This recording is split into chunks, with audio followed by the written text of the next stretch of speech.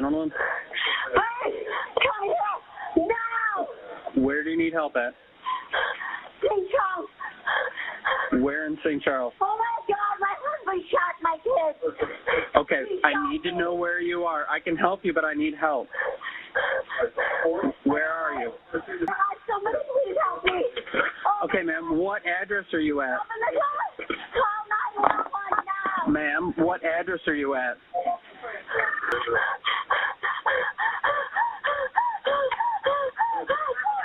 Ma'am, I can help you, but I need to know where you're at. Please call 911.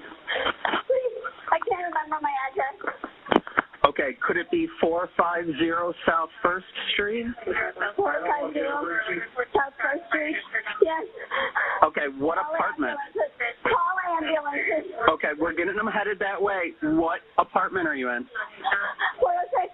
My girls are dead. My girls. 406? Okay, stay on the phone. I'm going to get an ambulance headed that way. Yep, we're going to be on our way. Don't hang up, okay? Oh my God! My God! Okay, ma'am, I'm going to talk to the medics. Don't hang up, okay? I'm going to talk. My God. I'm going to. Oh my God. Please. My girls are dead! Oh my God! 911. I just shot and killed my two kids, and I shot my wife, and I'm going to shoot myself now. Sir, what address you at? What? What address you at? 450 South 1st Street, St. Charles, Unit 406. I'm going to kill myself now, too. My two girls are dead, and I'm killing myself. Sir. All right, so 450 South 1st Street in St. Charles? Sir, stay on the line with me. Randall Coughlin's sickening confession is enough to turn any stomach. But for his innocent daughters and wife, their nightmare began years prior. Anjum Coughlin met her future husband Randall when she was just 17 years old. Randall was a couple of years older at the time. After just 1 year of dating, Anjum married Randall. This marriage would eventually turn macabre in nature. But even from the start, their romance was marked by Randall's red flags.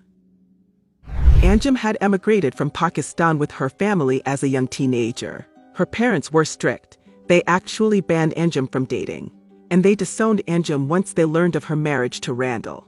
Anjum was now alone with Randall as her only family. And this sadly fed right into Randall's obsessive need for control over his new bride. Just 1 week into their marriage, Randall demanded that Anjum convert to Christianity. Though this ID specialist revealed his controlling nature early on, Anjum withstood her husband's abuse for 28 years. Eventually, Anjum put an end to Randall's dictatorial reign by demanding a divorce.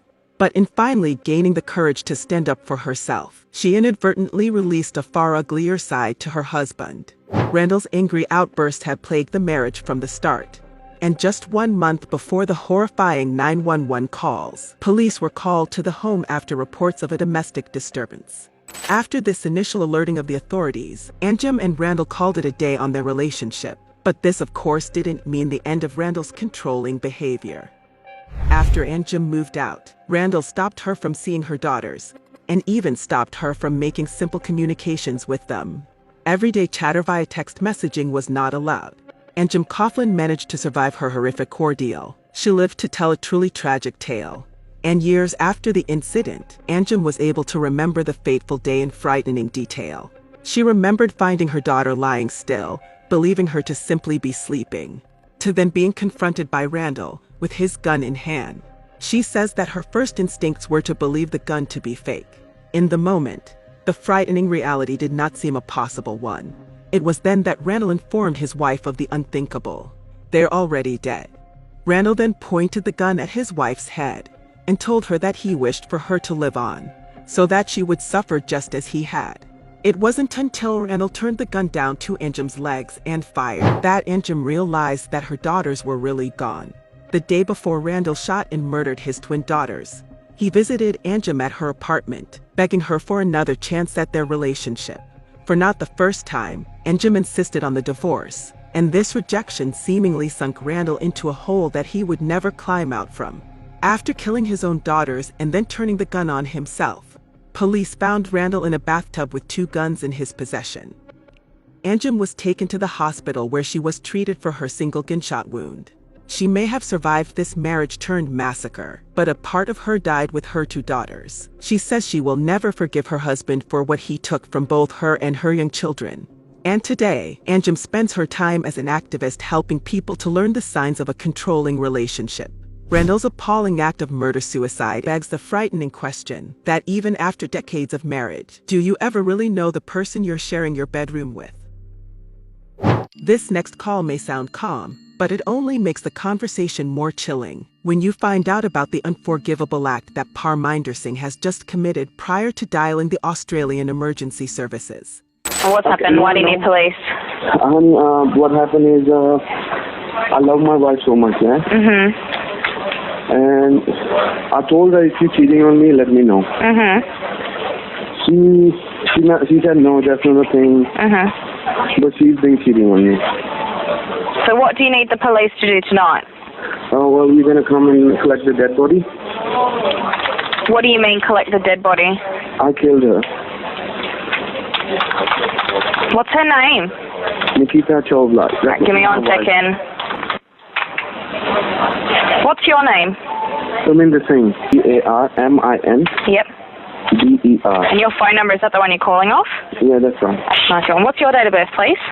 14/12/1985. 1985.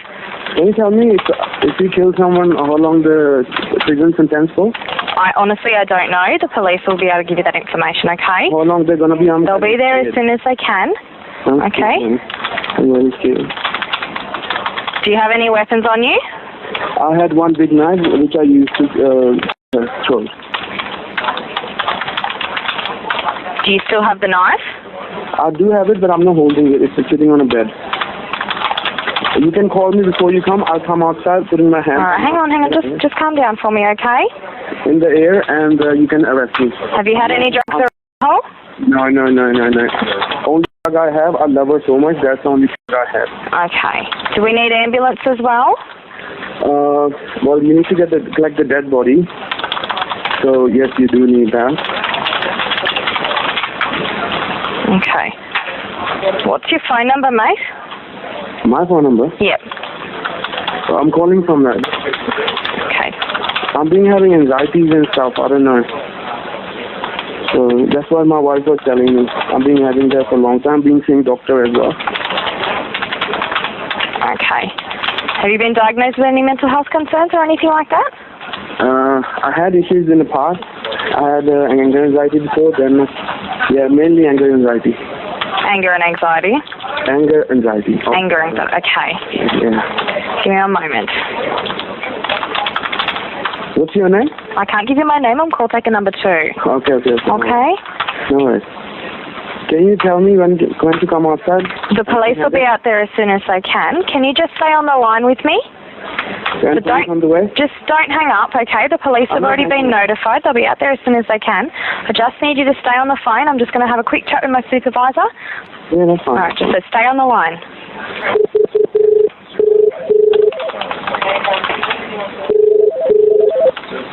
Hello, you still there? Yeah. Yeah, sorry about that. So she's been cheating on you? Or she had been cheating on you? Yeah, she has been cheating. I just found out today, and I think my anxiety took over, and then I lost it because I'm having anger anxiety. Mm-hmm. And who told you about your wife been playing up? Huh? Who said that your wife has been playing up? I've seen the message on her phone and everything. It's been happening for a long time, sir. So you found a message on the phone? Yeah. Because the thing is, I was a really player before, and she teach me like what the real life is and what true love or everything. And after 4 years after marriage, she's telling me, I'm not feeling anything about you anymore. I said, I did tell her, if you got anyone else, let me know. I'll help you to go through, you know what I'm saying? I can't be, if you're not going to keep me in the loop, I can't do anything. And she didn't do that. And that kills me. Mm-hmm. Yeah. And I think I couldn't control myself, and I hold a big knife and keep hitting her till she stopped breathing.